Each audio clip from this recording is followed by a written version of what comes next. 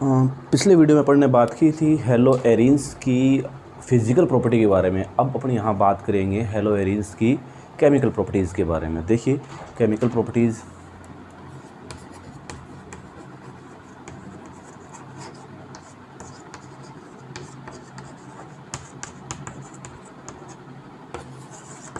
ठीक है। Chemical properties में देखिए अपने को 4 प्रकार की प्रॉपर्टीज़ यहाँ पढ़नी है। वो हैं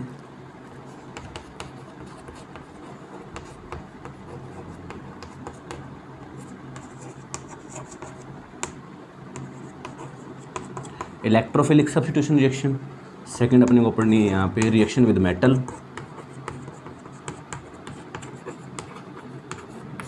रिएक्शन विद मेटल। थर्ड जो पढ़नी है अपने को वो पढ़नी है रिडक्शन रिएक्शन, और फोर्थ अपने को यहाँ पे पढ़नी है न्यूक्लियोफिलिक सब्स्टिट्यूशन रिएक्शन।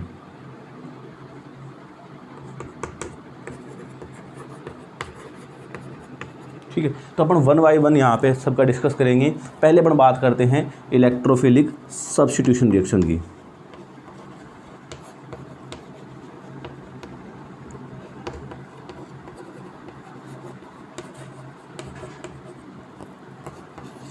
देखिए वैसे तो क्लास 11th में आप इलेक्ट्रोफिलिक सब्स्टिट्यूशन रिएक्शन और न्यूक्लियोफिलिक सब्स्टिट्यूशन रिएक्शन के बारे में पढ़ के आ चुके हैं। ठीक है, फिर भी मैं बता देता हूँ यहाँ पे आपको कि इलेक्ट्रोफाइल्स क्या होते हैं कि वो स्पीसीज जो क्या हो इलेक्ट्रॉन को लव करे। ठीक है, इलेक्ट्रॉन मतलब अगर यहाँ पे आप सेपरेट करके बैठे तो इलेक्ट्रोफाइल, ठीक है, दो वर्ड हैं इलेक्ट्रो और फाइल। तो यहाँ पे इलेक्ट्रो का मतलब होता है इलेक्ट्रॉन और फाइल का मतलब होता है लव या फिर अट्रैक्शन। ठीक है, तो देखिए जो इलेक्ट्रॉन की ओर अट्रैक्शन दिखाए वो कौन होगा, इलेक्ट्रोफाइल होगा। मतलब ऐसी स्पीसीज जो क्या करे इलेक्ट्रॉन की तरफ क्या दिखाए अट्रैक्शन शो करे, उसे अपन क्या कहते हैं इलेक्ट्रोफाइल्स कहते हैं। और जो ऐसी रिएक्शन जैसे इलेक्ट्रोफिलिक सब्स्टिट्यूशन रिएक्शन कहते हैं। देखिए यहाँ पे अपन बात कर रहे हैं हेलो एरिन्स की केमिकल प्रॉपर्टीज की। ठीक है, तो अपन ने देखा था कि हेलो एरिन्स के अंदर अगर आप क्लोरोबेंजीन का एग्जाम्पल लेते हैं तो ठीक है, ये यहाँ से इसको इलेक्ट्रॉन डोनेट करता है तो यहाँ से इलेक्ट्रॉन इस पे आएंगे, तो यहाँ नेगेटिव, यहाँ पार्शली डबल बॉन्ड का करेक्टर आ रहा था। ठीक है, अब ये इलेक्ट्रॉन अगर यहाँ जाए तो बॉन्ड ब्रेक होकर यहाँ आएगा। ठीक है, तो नेगेटिव चार्ज यहाँ पे, उसके बाद ये अगर यहाँ जाए तो ये यहाँ शिफ्ट होता है।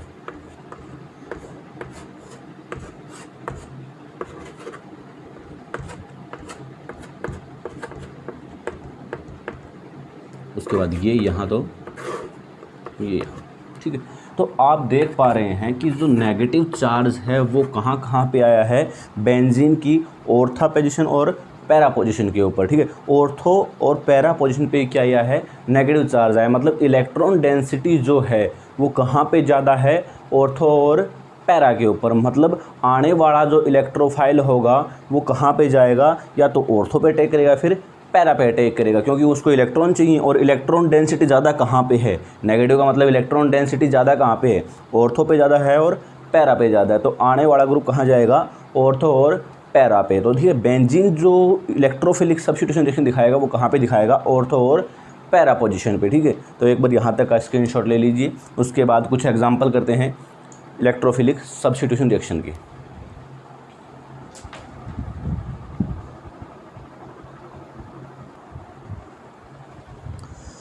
तो एग्जांपल लेते हैं अपन इलेक्ट्रोफिलिक सब्स्टिट्यूशन रिएक्शन के। तो उसमें पहला लेते हैं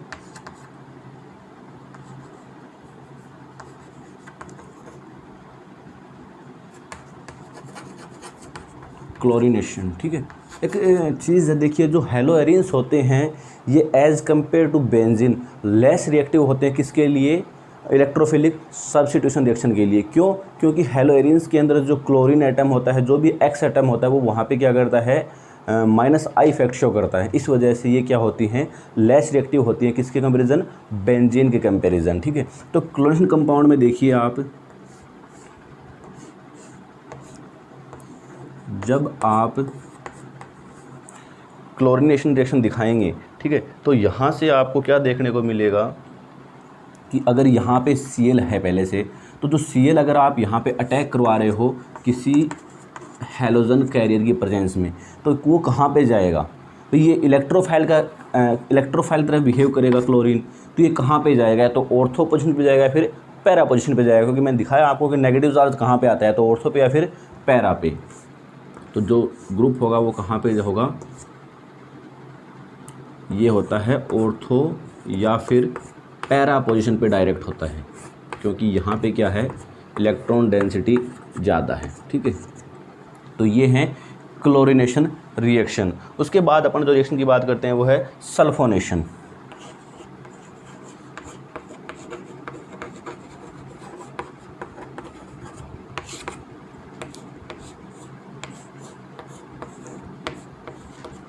अगर आप इस पे H2SO4 की रिएक्शन करवाते हैं, अगर आपने इसके ऊपर H2SO4 की रिएक्शन करवाई, तो ये कहाँ पे सल्फोनेशन जो प्रोडक्ट होगा वो आपको कहाँ मिलेगा? या तो ऑर्थो पे या फिर पैरा पे, क्योंकि इलेक्ट्रॉन डेंसिटी कहाँ पे अधिक है?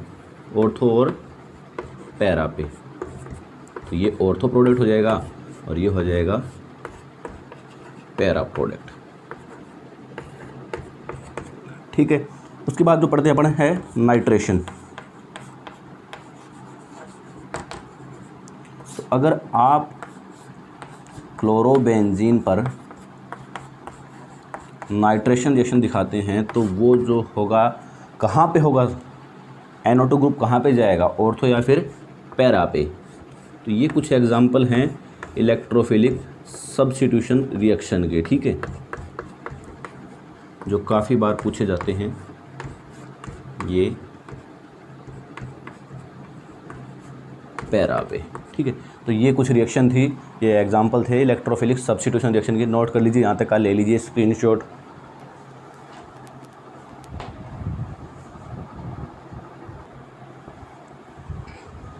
उसके बाद जो अपने पास एक एग्जांपल और बचता है इलेक्ट्रोफिलिक सब्स्टिट्यूशन रिएक्शन का, वो है फ्रीडल क्राफ्ट रिएक्शन।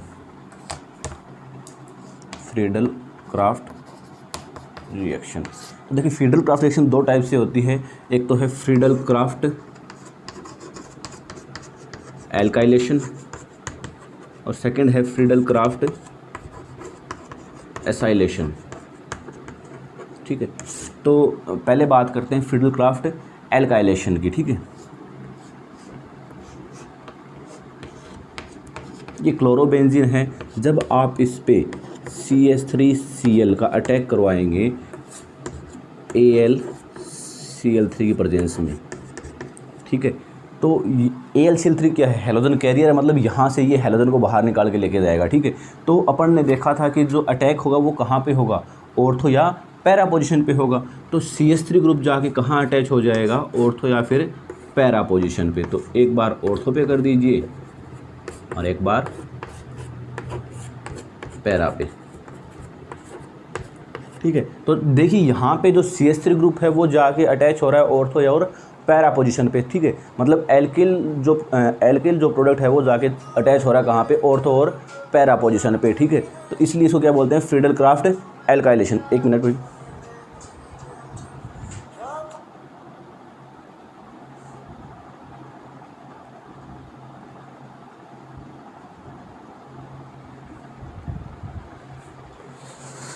हाँ सॉरी। अब सेकंड जो अपने को पढ़ना है वो फ्रीडल क्राफ्ट एसाइलेशन। तो एसाइलेशन वाली देखिए, जब आप क्लोरोबेंजीन पे रिएक्शन करवाते हैं किसकी? एसाइल क्लोराइड की। एसाइल क्लोराइड क्या होता है? CH3COCl, CH3COCl, ठीक है। इसे बोलते हैं एसाइल क्लोराइड।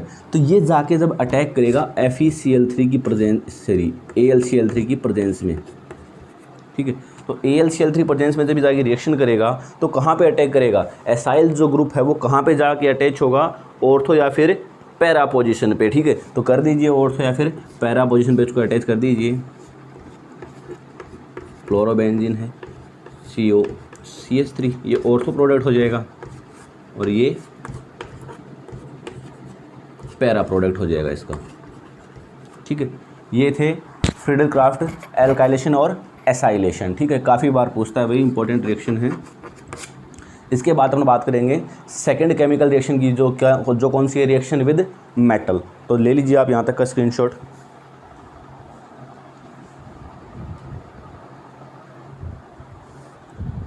सेकंड प्रॉपर्टी है वो कौन सी है, reaction with metal.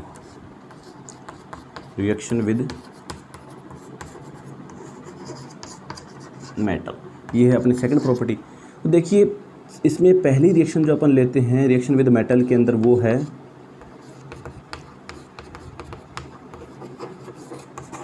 Fitting reaction, ठीक है।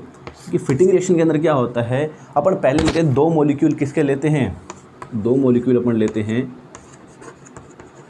क्लोरोबेंजीन के,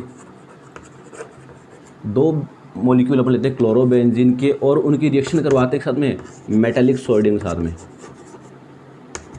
मेटालिक सोडियम के साथ उनकी रिएक्शन कराएंगे, किसकी प्रेजेंस में, ईथर की प्रेजेंस में। तो यहाँ पे अपने को क्या होगा, डाइफेनिल प्रोडक्ट प्राप्त होगा, ठीक है। देखिए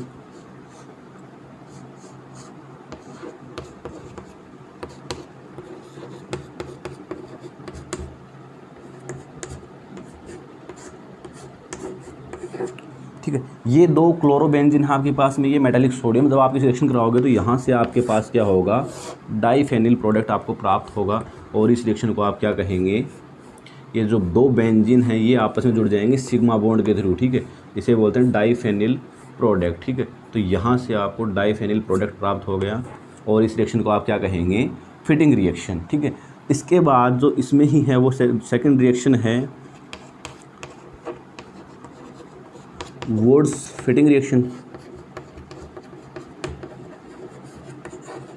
देखिए वुड्स फिटिंग के अंदर क्या होता है, एक तो अपन लेते हैं क्लोरोबेंजीन, एक लेते हैं मेथिल क्लोराइड, ठीक है।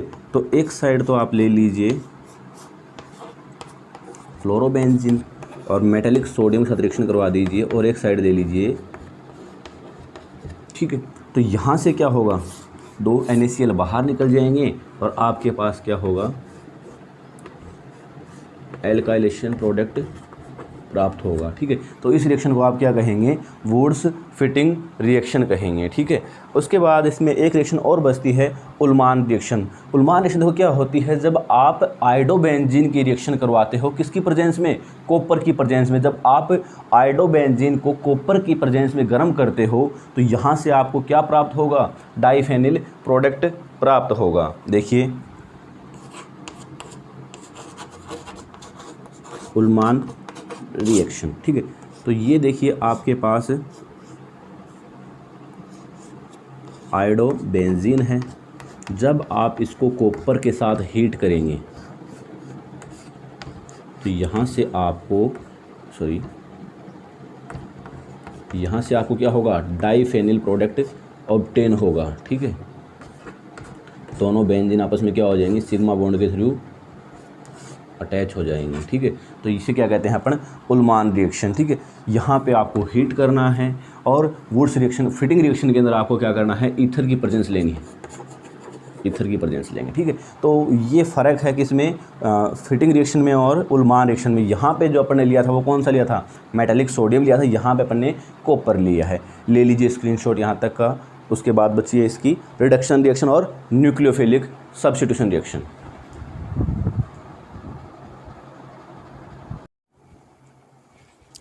लास्ट सिस्टम अपने सेकंड लास्ट सिस्टम अपने बची है रिडक्शन रिएक्शन।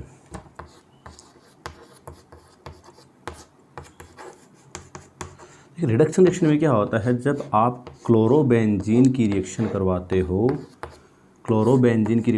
किस साथ में, निकल एल्यूमिनियम एलॉयल के साथ में, किसी बेस की प्रेजेंस में, ठीक है। तो यहाँ से आपको क्या होगा, बेंजीन प्राप्त होगा, ठीक है। यहाँ से क्या हो जाएगा, इसका रिडक्शन हो जाएगा, आपको क्या होगा, बेंजीन प्राप्त होगा। ये है इसकी रिडक्शन रिएक्शन। लास्ट अपने पास जो बची है वो है न्यूक्लियोफिलिक सब्स्टिट्यूशन रिएक्शन। तो देखिए अपन ने बात की थी नेचर ऑफ CX बॉन्ड की एराइल हैलाइड के अंदर, जब तो वहाँ पे अपन ने देखा था कि एराइल हैलाइड के अंदर क्या होता है, पार्शियली डबल बॉन्ड का कैरेक्टर होता है, ठीक है। बात की थी अपन ने वहाँ पे। तो पार्शियल डबल बॉन्ड होने के कारण वो बॉन्ड क्या नहीं होगा, इजीली ब्रेक नहीं होगा, क्योंकि बॉन्ड लेंथ क्या हो जाती है, कम हो जाती है। ठीक है, बॉन्ड लेंथ कम हो गई तो बॉन्ड क्या हो गया, इजीली ब्रेक नहीं होगा, और इजीली ब्रेक नहीं होगा तो ये क्या होंगे, न्यूक्लियोफिलिक रिएक्शन बहुत कम दिखाएंगे। मतलब ये न्यूक्लियोफिलिक रिएक्शन की बजाय क्या होंगे, लेस रिएक्टिव होंगे न्यूक्लियोफिलिक रिएक्शन की तरफ। ठीक है, तो यहाँ पे अपन देखते हैं, अगर आपको यहाँ पे न्यूक्लियोफिलिक रिएक्शन शो करवानी है तो आपको क्या करना पड़ेगा, हाई टेम्परेचर लेना पड़ेगा। ठीक है, देखिए अगर आप एराइल हैलाइड के अंदर रिएक्शन दिखाना चाहते हैं, कौन सी, न्यूक्लियोफिलिक सब्स्टिट्यूशन रिएक्शन, तो आपको यहाँ पे क्या करना पड़ेगा, हाई टेम्परेचर लेना पड़ेगा। हाई टेम्परेचर आपको यहाँ पे लेना पड़ेगा। तो यहाँ से आपको क्या होगा, अंडर हाई कंडीशन में जो हाई टेम्परेचर आपने लिया तो यहाँ से आपको क्या प्राप्त हो जाएगा, एनेलिन प्राप्त हो जाएगा। ठीक है, NH3 लिया तो यहाँ पे क्या आ गया, NH2 प्राप्त हो गया, प्लस यहाँ से बाहर क्या निकल गया, Cu2Cl, दो ले लीजिए और दो ये ले लीजिए। ठीक है, Cu2Cl2, ठीक है, और एक वाटर का मॉलिक्यूल यहाँ से बाहर निकल जाएगा। ठीक है, तो नोट कीजिए यहाँ तक का।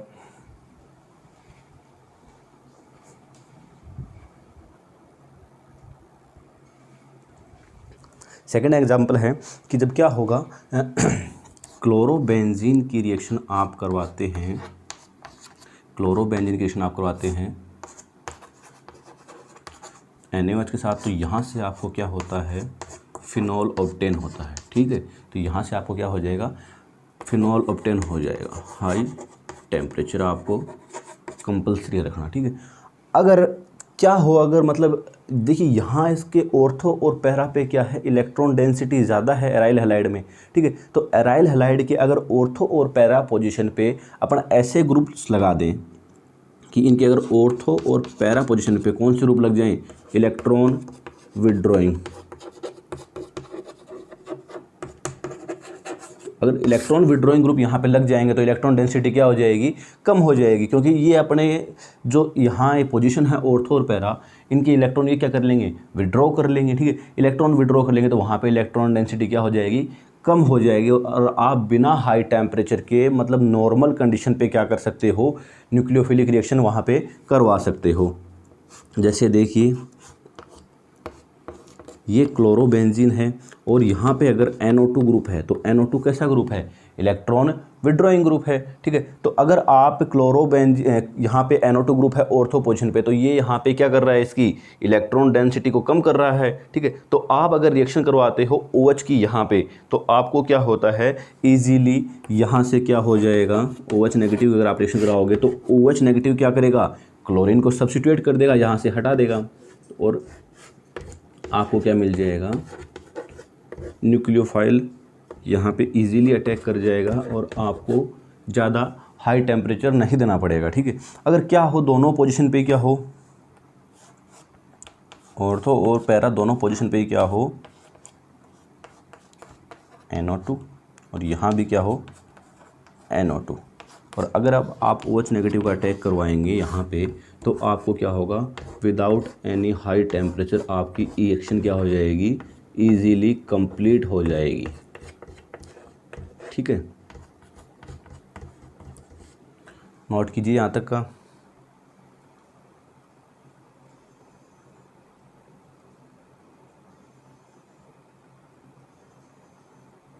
नोट स्क्रीनशॉट ले लीजिए यहाँ तक का।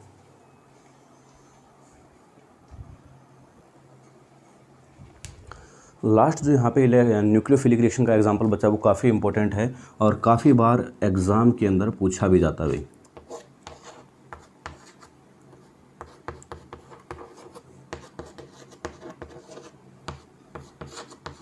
ठीक है, अब तीनों पोजीशन पे क्या आ गया, NO2 ग्रुप हो गया, मतलब तीनों पोजीशन पे क्या है, ऑर्थो ऑर्थो और पैरा। ठीक है, यहाँ पे तीनों पे क्या है, इलेक्ट्रॉन विड्रॉइंग ग्रुप लगे हुए हैं। ये है 2,4,6 ट्राई नाइट्रो क्लोरो बेंजीन, नाम से दे देता भाई कई बार वो, कि इस एग्जांपल पे आप क्या करवाइए, न्यूक्लियोफाइल रिएक्शन दिखाइए। ठीक है, तो यहाँ से जब क्या होता है, आप इस पर OH नेगेटिव का अटैक करवाएंगे तो OH क्या करेगा, इसको सब्स्टिट्यूट कर देगा यहाँ से, तो OH ने इसको क्या कर दिया, सब्स्टिट्यूट कर दिया और यहाँ पे OH आ गया, NO2 और NO2। इसे बोलते हैं पिक्रिक एसिड, पिक्रिक एसिड, और इससे बोलते हैं पिक्राइल क्लोराइड, पिक्राइल क्लोराइड। ठीक है, तो ये रिएक्शन काफ़ी इंपॉर्टेंट हो जाती है। ठीक है, यहाँ से कई बार आपको क्या होता है, वो पिक्रिक एसिड का IUPAC नेम पूछ लेता है, तो पिक्रिक एसिड का IUPAC नेम क्या हो जाएगा, तो 2,4,6 ट्राई नाइट्रोफिनॉल। ठीक है, ये इसका क्या हो जाएगा, IUPAC नाम हो जाएगा, 2,4,6 ट्राई नाइट्रोफिनॉल। ठीक है, तो ये रिएक्शन थी न्यूक्लियोफिलिक रिएक्शन। ठीक है, अब अगर अपना ऑर्डर ऑफ रिएक्टिविटी की बात करें, ऑर्डर ऑफ रिएक्टिविटी, तो ऑर्डर ऑफ रिएक्टिविटी की बात करें कि एराइल हैलाइड, एल्काइल हैलाइड और बेंजाइलिक हैलाइड में मतलब न्यूक्लियोफिलिक रिएक्शन की तरफ कौन ज़्यादा रिएक्टिव होगा, तो उसके लिए ऑर्डर क्या हो जाएगा, बेंजाइलिक हैलाइड। सेकंड नंबर पे यहाँ रहेंगे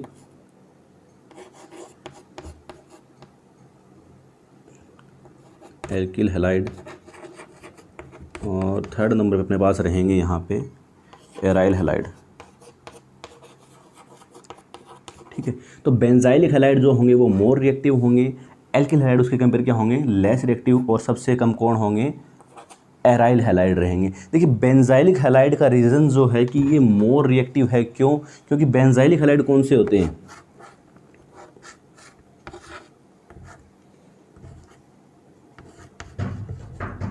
ये बेंजाइलिक हैलाइड हैं। ठीक है, तो ये क्या होते हैं, मोर रिएक्टिव होते हैं किसके थ्रू, किसकी तरफ, न्यूक्लियोफिलिक सब्स्टिट्यूशन रिएक्शन तरफ। क्यों क्यों क्योंकि ये क्या होता है, SN1 टाइप की रिएक्शन शो करते हैं। और यहाँ से क्या होता है, ये जो कार्बोनियम आयन बनता है, बेंजीन कार्बोनियम आयन जो बनेगा, ठीक है, वो क्या होगा, जो कार्बोकेटायन बनेगा वो क्या होगा, रेजोनेंस के थ्रू क्या हो जाएगा, स्टेबलाइज हो जाएगा। ठीक है, ये क्या हो जाएगा, रेजोनेंस के थ्रू बहुत ज़्यादा स्टेबलाइज होगा। तो ये क्या होते हैं, मोर रिएक्टिव होते हैं इनकी बजाय। ठीक है, और एराइल हैलाइड क्या होते हैं, लेस रिएक्टिव, वो मैंने आपको बता दिया, क्योंकि एराइल हैलाइड क्या होते हैं, एराइल हैलाइड में पार्शली डबल बॉन्ड का कैरेक्टर होता है, जो इजीली क्या नहीं होता, ब्रेक नहीं होता, इसीलिए क्या होते हैं, लेस रिएक्टिव होते हैं। ठीक है, ले लीजिए स्क्रीनशॉट यहाँ तक का। इसके बाद जो यहाँ पे बचे हैं अपने पास, वो बचे हैं DDT और BHC। ठीक है, एक 5 मिनट का टॉपिक है, वो कवर करवा देते हैं।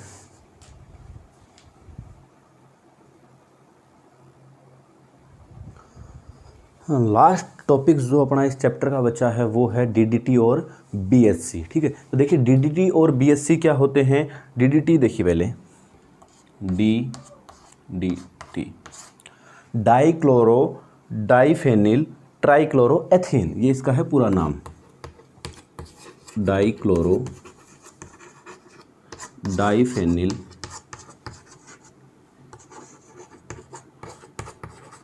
ट्राइक्लोरो एथेन, ये इसका है पूरा नाम, डाइक्लोरो डाइफेनिल ट्राइक्लोरो एथेन, ये है DDT की फुल फॉर्म। काफ़ी बार एक नंबर में पूछ लेता है भाई यहाँ से। ये देखिए क्या होता है, जब आप जनरली क्लोरल की रिएक्शन करवाते हो किसके साथ में, क्लोरोबेंजीन के साथ में। अगर आपने क्लोरल की रिएक्शन करवा दी किसके साथ में, क्लोरोबेंजीन के साथ में, कंसनट्रेटेड H2SO4 की प्रेजेंस में, तो यहाँ से आपको क्या होगा, DDT प्राप्त होगा। देखिए ये है क्लोरोबेंजीन। ठीक है, अगर आपने इसकी रिएक्शन करा दी क्लोरल के साथ में, तो क्लोरल का फॉर्मूला पीछे आया था, आपको याद होगा।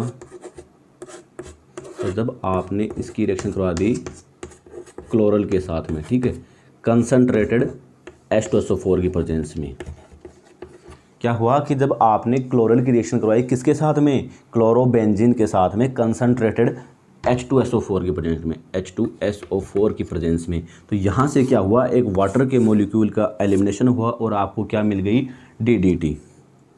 तो यहाँ से देखिए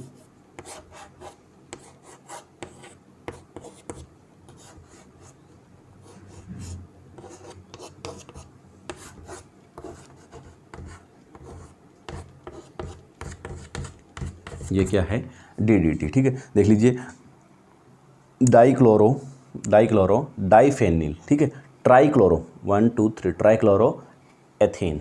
ठीक है, तो ये है DDT। DDT जो होता है ये होता है वाइट कलर का, WHIT, white colour crystalline solid होता है। ठीक है, DDT जो होता है वो क्या होता है, वाइट कलर का क्रिस्टलाइन सॉलिड होता है। और किसके रूप में यूज होता है ये, इंसेक्टिसाइड में,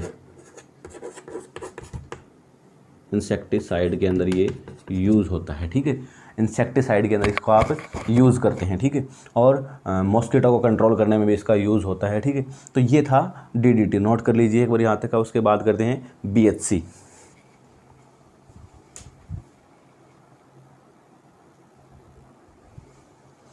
लास्ट अपना जो बचता है यहाँ से वो है BHC। BHC का फुल फॉर्म क्या है, बेंजीन हेक्सा क्लोराइड। ठीक है, बेंजीन हेक्सा क्लोराइड। अगर कॉमन नेम की बात करोगे आप, इनके कॉमन नेम हैं गैमेक्सेन और लिंडेन। ठीक है, गैमेक्सेन और लिंडेन के इसके कॉमन नेम है। ठीक है, देखिए क्या होता है जब आप क्लोरीन की रिएक्शन करवाते हो, ठीक है, सॉरी, बेंजीन की रिएक्शन करवाते हो, बेंजीन का क्लोरीनेशन करवाते हो आप UV लाइट की प्रेजेंस में। ठीक है, बेंजीन का आपने क्या करवा दिया, क्लोरीनेशन करवा दिया, किसकी प्रेजेंस में, सनलाइट की प्रेजेंस में। तो यहाँ से आपको क्या होता है, क्लोरीनेशन कंपाउंड ऑब्टेन होता है, जो क्या होता है, BHC होता है। ठीक है, यहाँ से आपको क्या प्राप्त होता है, क्लोरीनेशन कंपाउंड प्राप्त होता है, जो क्या है, BHC है। तो इसका IUPAC नेम क्या हो जाएगा, 1 2 3 4 5 6। ठीक है, 1 2 3 4 5 6 हेक्साक्लोरो बेंजीन।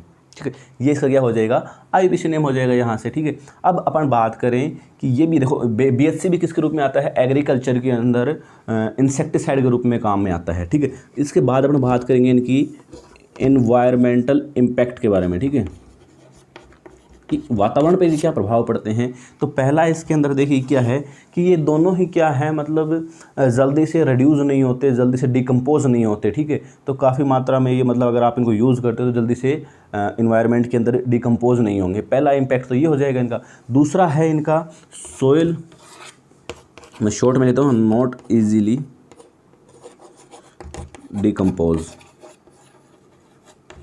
ठीक है, सेकंड है सॉइल पॉल्यूएंट। सॉइल पॉल्यूएंट के रूप में काम है, मतलब ये यहाँ पे इन्वायरमेंट को क्या करते हैं, प्रभावित करते हैं। ठीक है, क्या होता है कि मतलब देखो, BHC और DDT जो क्लोरीनेटेड कंपाउंड होते हैं, दोनों ही क्या हैं, क्लोरीनेटेड कंपाउंड हैं। तो ये क्या है, ये सॉइल पॉल्यूएंट का काम करते हैं। ठीक है, ये जो सॉइल होती है उसकी फर्टिलिटी को कम कर देते हैं। थर्ड, यहाँ से अपन क्या देखते हैं इनका, कि दोनों ही क्या हैं, जब आप BHC को और DDT को आप, मतलब आपने एक्सेस में यूज़ कर लिया, तो ये क्या होंगे भाई, यहाँ से इनका मतलब कुछ पार्ट तो कहाँ चला जाएगा, सॉइल के अंदर चला जाएगा। ठीक है, तो कुछ पार्ट तो इनका चला गया सॉइल के अंदर। ठीक है, और कुछ पार्ट मतलब अराउंड 30 to 40 जो पार्ट है वो क्या हो गया, इन्वायरमेंट के अंदर फ्री हो जाता है। ठीक है, इन्वायरमेंट के अंदर फ्री हो गया, कुछ सॉइल के अंदर चला गया, तो वहाँ से ये क्या होते हैं, फूड चेन के अंदर शामिल हो जाते हैं। ठीक है, और फूड चेन के अंदर शामिल होने से ये क्या होते हैं कि मतलब एनिमल्स और ह्यूमन बीइंग दोनों को ही क्या करते हैं, अफेक्टेड करते हैं। ठीक है, और फोर्थ जो इनका इन्वायरमेंटल इम्पैक्ट आता है वो क्या है, फोर्थ जो इनका इन्वायरमेंटल इम्पैक्ट आता है वो ये है कि ये दोनों ही क्या हैं, अगर ये जो ह्यूमन बीइंग का जो नर्व सिस्टम होता है उसको अफेक्टेड करते हैं। ठीक है, तो यहाँ अपन ने बात कर ली इनके इन्वायरमेंटल इम्पैक्ट की, कि पहला तो क्या था कि दोनों ही दो क्या हैं, इजीली डिकम्पोज नहीं होते। दूसरा अपन ने बात किया कि क्या होते हैं, ये सॉइल के अंदर जाते हैं, सॉइल पोल्यूंट का काम करते हैं। ठीक है, और थर्ड अपन ने बात किया कि ये ह्यूमन बीइंग का जो नर्व सिस्टम उसको अफेक्टेड करते हैं। फोर्थ अपन ने बात किया कि इनकी कुछ मात्रा तो क्या होती है, सॉइल के अंदर रह जाती है, और कुछ मात्रा क्या होती है, इन्वायरमेंट में फ्री हो जाती है, जो किस में शामिल होती है, फिर फूड चेन के अंदर शामिल होती है, और ह्यूमन और एनिमल दोनों को क्या करती है, अफेक्टेड करती है। ठीक है, तो ये था अपना चैप्टर नंबर 10, हेलो एल्केन और हेलो एरिन या फिर हैलोजन डेरिवेटिव। कमेंट कीजिए और बताइए मेरे को कि नेक्स्ट कौन सा टॉपिक स्टार्ट करना है, कौन सा चैप्टर आपको पढ़ना है। ठीक है, ले लीजिए स्क्रीनशॉट।